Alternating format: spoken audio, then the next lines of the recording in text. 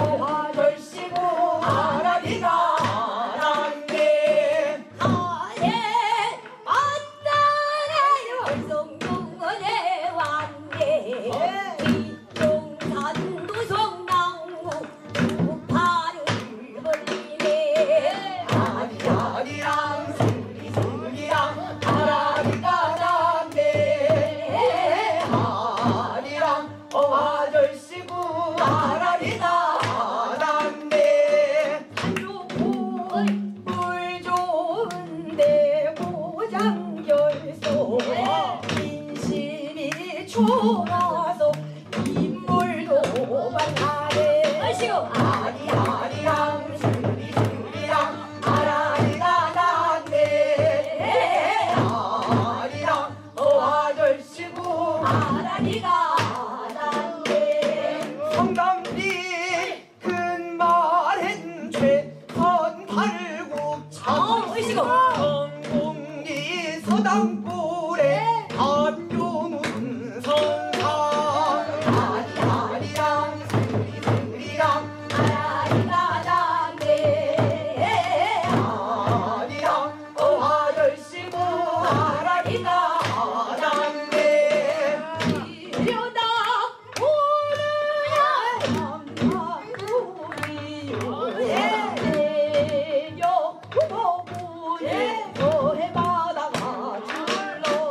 그때는 불교에서 유교로 넘어오는 과정이라서 조선 전기에는 3년 12살이 하는 양반들 별로 많지 않았어요. 이게 저기 3년상이라는 게 유학이 그게 없어요.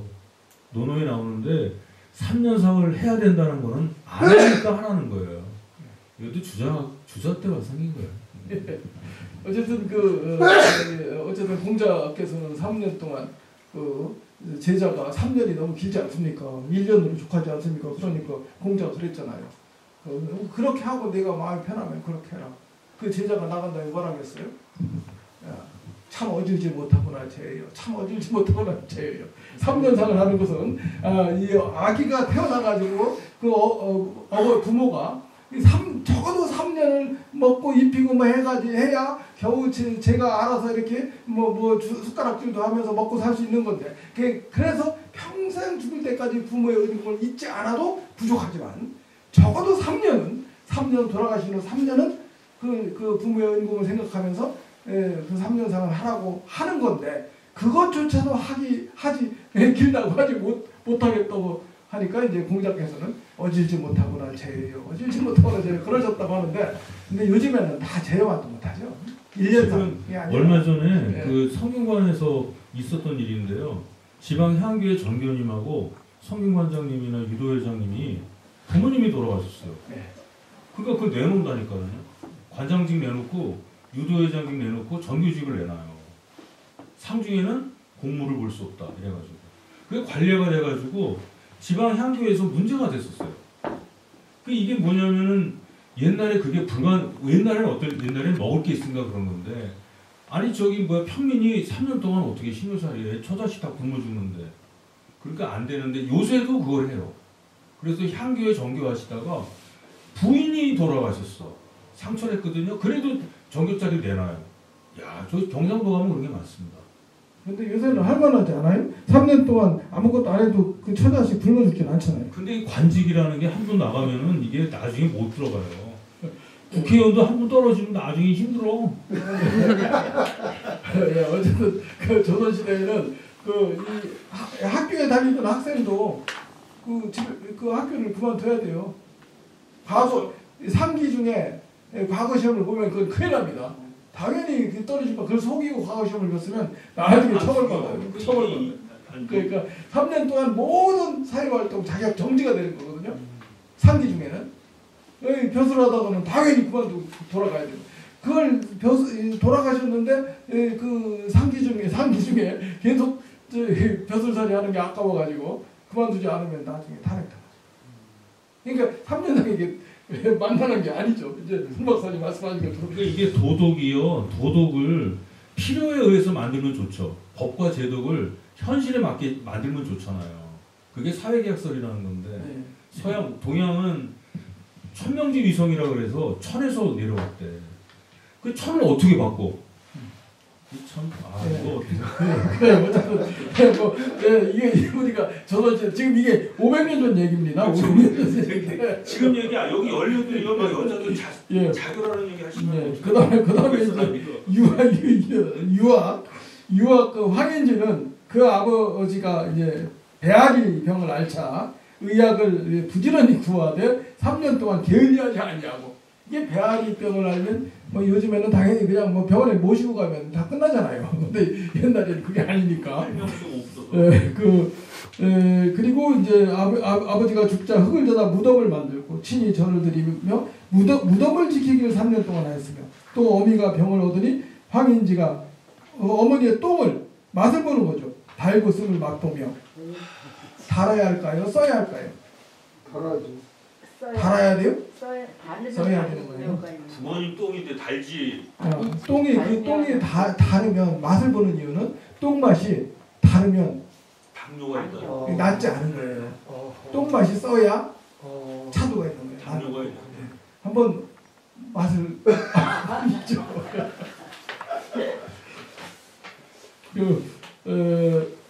어쨌든 그렇게 기원하면 그 어미가 낳게 되자 복양하기를 부지런히 하였다. 사실은 그 매화틀에 이제 임금이 누른 똥을 이제 뭐 매화라고 하잖아요. 그래서 매화틀에 임금 똥을 그 어이들이 맛을 봐요. 네, 어이들 똥 맛을 봐서 임금이 건강이 어떤지를 이제 그날 판단을 하는 거죠. 어이 하실만 하겠죠.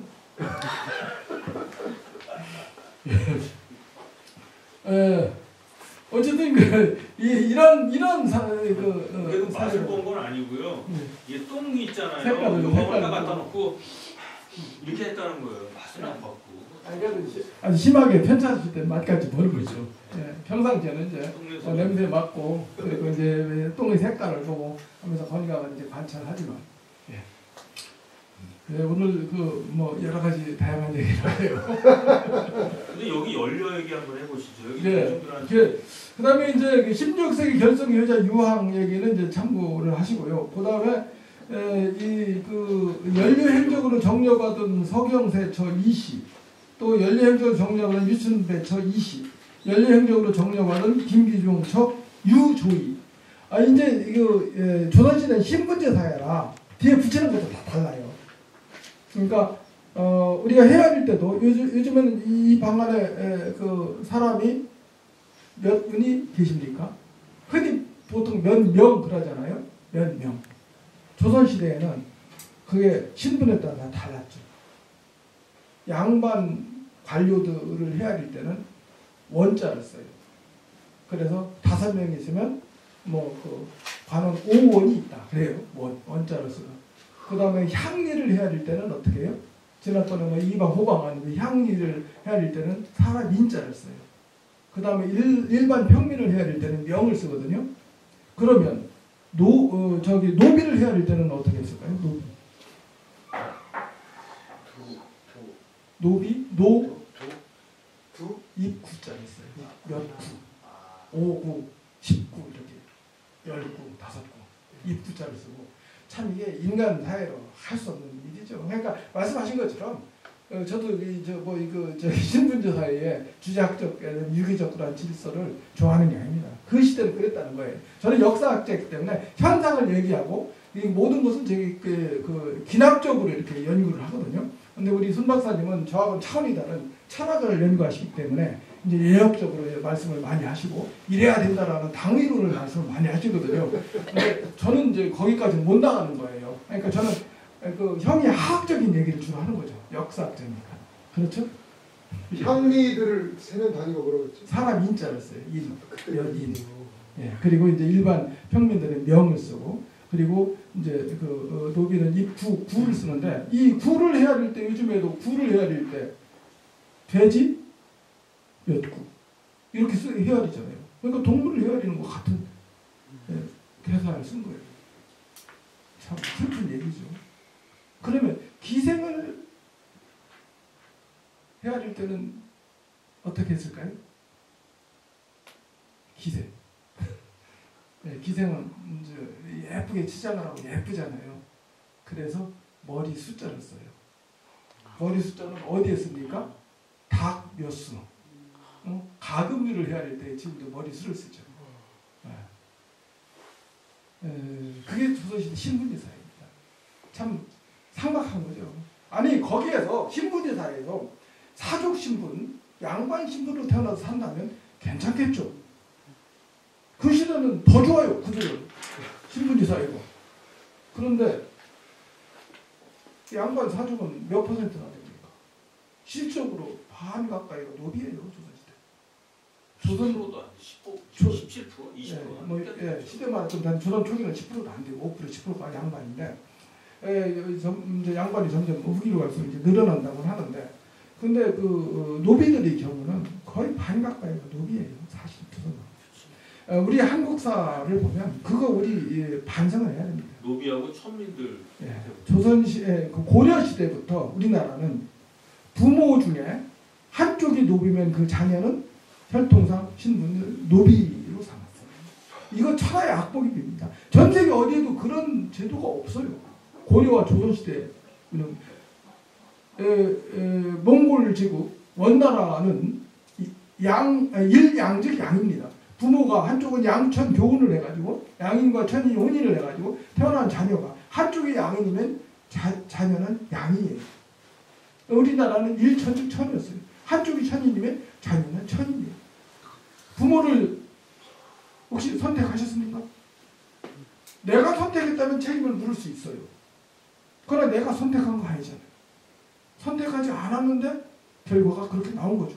세상에 나와보니까 나는 노비고 세상에 나와보니까 나는 왕의 아들이고 왕의 딸이고 이게 이제 전근대 신분제 사회죠. 그 슬픈 얘기죠 사실은.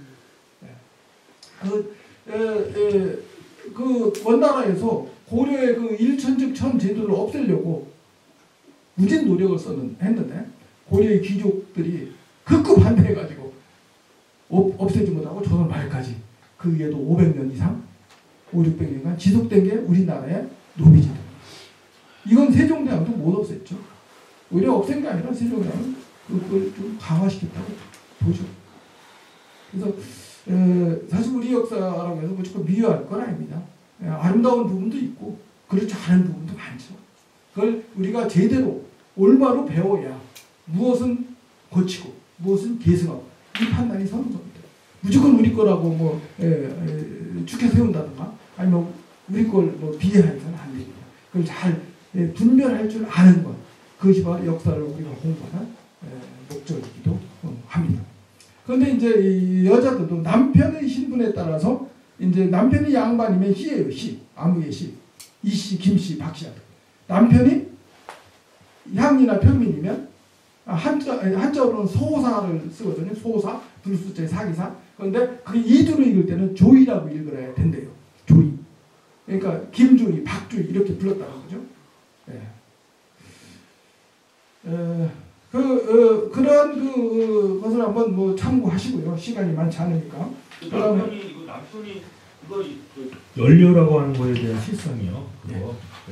남편이 죽었을 때 3년상을 치르고 나서 자결해야 돼요. 그게 연료예요. 같이 따라 죽는 거. 그죠?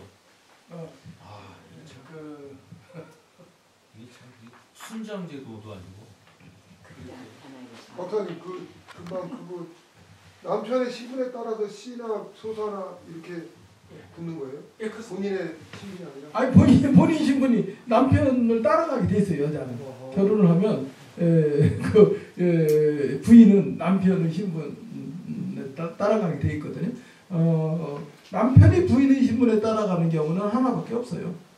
공주와 결혼한다거나 홍주와 결혼하면 그런 부마가 되잖아요. 그러면 거기는 이제 무슨 군, 뭐 부원군, 무슨 부원군 이런 이제 칭호도 내려주고 관직도 내려주고 하는 거죠. 그러니까 모시고 살아야 됩니다. 사실은 그런 경우는 그렇게 그 임금의 딸을 부인으로 맞이했는데 그 부인을 수시로 뭐 소박하고 그냥 뭐 아니면 뭐 패거나 그러면 어떻게 되겠어요? 패기는 어떻게 그 신분이 다른데 공주면은 공주가 정일품이죠. 아니요, 공주는 품계 자체가 없어요. 일품 그 위에 품계를 벗어나 있는 거예요. 무품이에요, 무품. 근데 그걸 어떻게 공주나 옹주는 무품이에요, 무품. 그러니까 모시고 살아야 되는 거죠. 사실은요, 고려 후기에 고려 역대 왕들이 이제 그 중국의 그 원나라 공주하고 결혼을 했잖아요.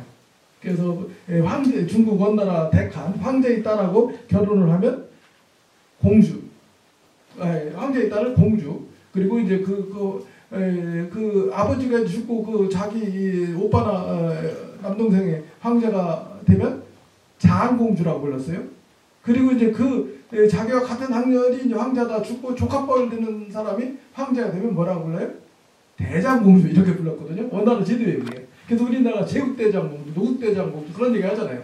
처음에 그들이 우리나라 왕과 결혼해서 시집 볼 때는 그때는 대장공주가 아니에요. 나중에 대장공주가 된 거죠.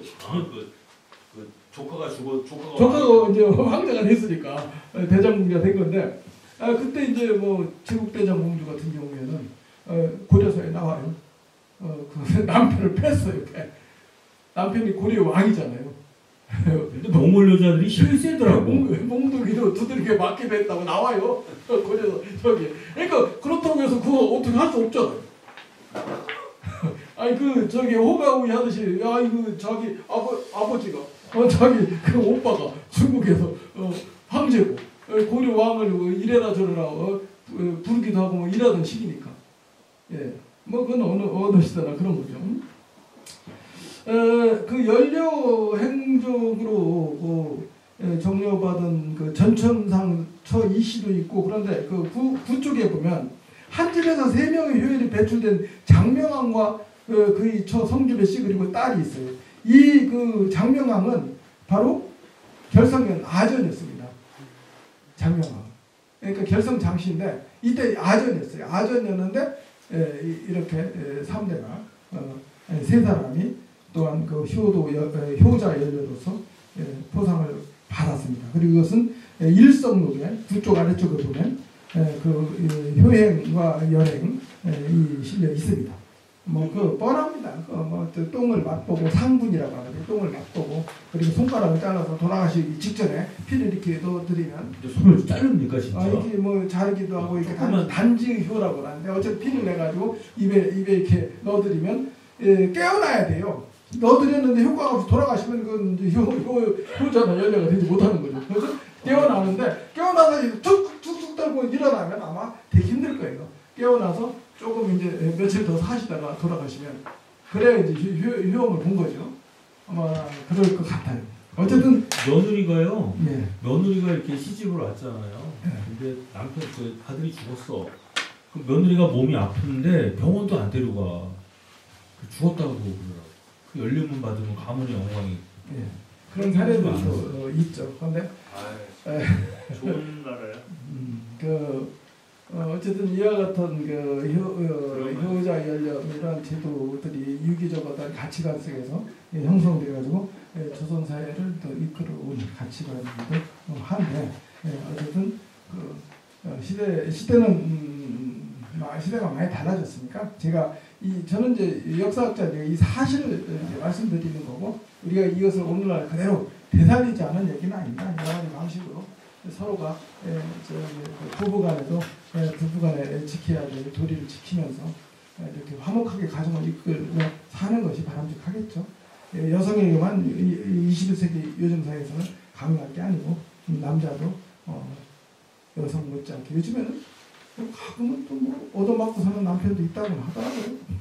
근데 어쨌든 그 여성이 이제 부인이 남편에게 하듯이 남편이 또 부인에게 함께 우선도선 살아야 되는 시대겠지. 그리고 이제 결성에서 우리가 이제 마무리하는 의미로 우리가 이 결성에서 기억하고 있는 조선시대 대표 인물을 한번 여러 사람이 있어요. 뭐 굉장히 많은 사람이 있지만 그 중에 우리가 그동안 이제 거론하기도 했고 거론하지 않았던 인물을 포함해서 몇 명을 한번 생각해 보도록 하겠습니다. 먼저 우리는 이제 결성하면 결성 장씨가 있는데 결성 장씨의 이제 시조로 일컬어지는 장하. 이분을 이제 우리가 결성해서 좀 기억해야 되겠죠.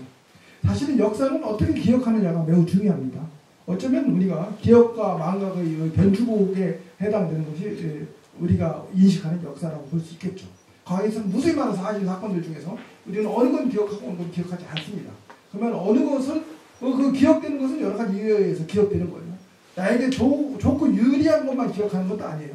그런데 이제 그 중에서 우리가 꼭 기억해야 된다면 특히 이와 같은 인물들은 결석에서는 좀 기억해서 우리가 앞으로 그 인물들에 대해서 좀 활용 가치를 높이고 또 본받을께서는 본받고 이럴 필요가 있지 않나 이런 생각에서 그동안 이제 우리가 기억하고 있는 몇몇 인물들을 한번 먼저 생각해 보겠습니다.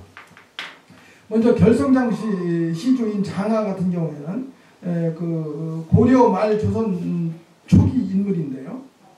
그 고려 말의 결성으로 고려 시대에는 이제 그 벼슬을 하면 이제 그 객행에 가서 살죠. 살면서 사실은 고려 시대에는 되게 관직 생활을 하는 관직자들은 부인이 되게 2명 이상인 경우가 많았어요.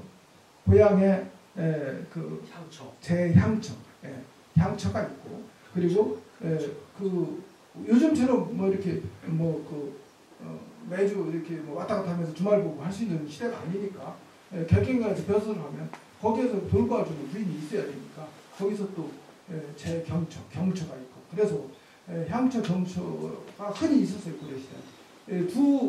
그리고 부인이 2명일 때 2명이 무슨 차별이 없어요. 어쩌면 뭐 경처가 더 권세가 딸인 경우가 많으니까 나중에 늦게 벼슬을 한 다음에 맞이한 경처가 더 힘이 센 경우도 있어요. 그런데 조선시대는 이 부분이 정리가 되죠. 그러니까 조선시대는 아까 성리학을 많이 비판하고 그러셨는데 성리학적인 가치관에 의해서 조선시대는 이게 이제 그 첩첩제도가 분명해지죠. 그래서 임금도 왕도 고려시대는 왕의 그 왕비가 여러 명인 경우가 많이 있어요. 태조 왕건도 왕비가 여러 명이죠. 근데 조선시대는 그것이 정리가 됩니다. 그래서 비는 단 한 명이죠. 또 처도 한 명이죠. 빈 이하 후궁은 여러 명을 둘 수 있지만 비는 한 명이에요. 왕이요. 그리고 일반 사가에서도 처는 한 명이고 나머지는 첩이죠. 다만 조선시대 때 처가 2명이었던 사람이 있어요. 네. 세조가 인정을 해줬어요. 그래서 처가 2명이었던 사람이 홍윤성이라고 하는 조선시대 때 남해홍 씨 했다는 그 홍윤성은 처가 2명이었는데 그 세조가 인정을 해줬어요. 연유가 뭔가요? 좀 복잡한데 근데 그게 왕이 인정해줬다 그래도 그 도의상 유학에서는 인정 안 했을 거 아니에요. 그 왕이 그때는 이제 세조 때니까 아직 성리학적 가치가 뿌리를 내기 주작적 가치가 뿌리를 내리기 전이고 그때 이제 홍윤성이 오늘날 홍윤성이 굉장히 포악한 사람 우리가 인식을 많이 하는데 사실 그랬던 인물은 아니고요. 홍윤성이 그 과거 급제자이고 원래 가난한 게 이제 공부를 해가지고 과거에 급제를 했어요. 홍산 부여 홍산이 그 근거지고 회인이 원래 고향이라고 하는데 근데 과거에 급제한 이후에 어쨌든 서울에서 부인을 맞이해서 사는데 그 살고 있는 그 부인이 이제 여러 가지 얘기가 있는데 세양대군이 이제 세조가 된 이후에 홍윤성 집안에 이렇게 가서 같이 술자리도 하고 그랬는데 거기에서 인정을 했대요. 그래서 어쨌든 이처 조선시대 유일하게 이처를 거느렸던 사람이 홍윤성이라고 그러는데 그 이후 이제 그게 문제가 돼요. 그래서 특히 상속 문제를 두고 그게 문제가 돼가지고 실록이 계속 여러 번 올라와요. 그 외에는 이제 뭐 처첩제도 분명한데 엉뚱한 얘기를 했습니다만은 그래서 그 고려 시대에는 그렇게 서울에 가서 벼슬을 하다가 이제 벼슬에 물러나면 이제 또 고향에 돌아가서 이렇게 사는데 이 장하 같은 경우 이 벼슬에서 물러난 이후에 낙향했을 때 결성에 돌아와 살았죠. 그건 결성이 자기 근거지니까 돌아와 사는 거고 그 결성 장시에 시주가 됩니다. 그리고 그 곳은 특히 이제 결성 구항의 토지 50교를 그 이때 아마 홍건적 침입했을 때 개경을 수복한 공으로 이제 그 토지를 50교를 하사받는데 그 땅이 결성 구항일 것으로 보죠. 그리고 현재 장하의 묘수와 신도리가 박철동 이게 쪽에 있고 결성 구항 이게 어디 있냐면요. 확인되고 있습니다. 저기에요. 그 네. 저 결성 구항에 가면은 내연리 있거든요. 예. 내연리하고 대주 그쪽이에요. 예. 이게 그 장하 결성 장씨 땅이 연산 서씨한테 갔다가 예. 그 전씨들로 이어져요. 아, 예. 그러니까 그게 내연리 가면 예. 그 구항 내연리 그쪽이 땅이 다 그쪽 땅이에요. 우리가 이제 지난 시간에 살펴본 게 그런 배경이었죠. 사실은 이 조선시대 때 이 결성에 힘을 썼던 여러 성씨들 얘기할 때 토착 성씨인 결성 장씨들이 있는데 사실 지난번에 우리가 그 생원 진사 급전 사람들 명단 이렇게 쭉 확인해 볼 때 그 과거 급전 사람 명단 확인해 볼 때 결성 장씨는 거의 떠났어요. 그죠? 결성에서. 그리고 새로 들어온 여러 성씨들인데 그 중에 지금 말씀하신 전씨들이. 네. 근데 이게 왜냐면 이 올라가는데 네. 거기 동네에 그 쌍천이라는 데가 있어요. 쌍천이 이 와룡천이 올라가다 보면 수덕사로 올라가는 물줄기가 있고 구항으로 가는 물줄기가 합쳐진 데가 쌍천인데 구항 물줄기로 갔을 때 그쪽이 바로 터졌네요. 예. 그리고 그게 이제 그런 과정이 이루어지는 이유가 대개 이제 그 외손으로 이어지면서 그렇게 되거든요. 근데 이제 조선 전기는 남녀 균등 상속이었어요. 아들, 딸 구분 않고 똑같이 그 재산을 나눠줬거든요. 재금난다는 말을 써요. 예. 그래서 아마 그 전씨가 그 장씨 집안에 이제 사위로 이렇게 들어가면 그 땅을 받는 거예요.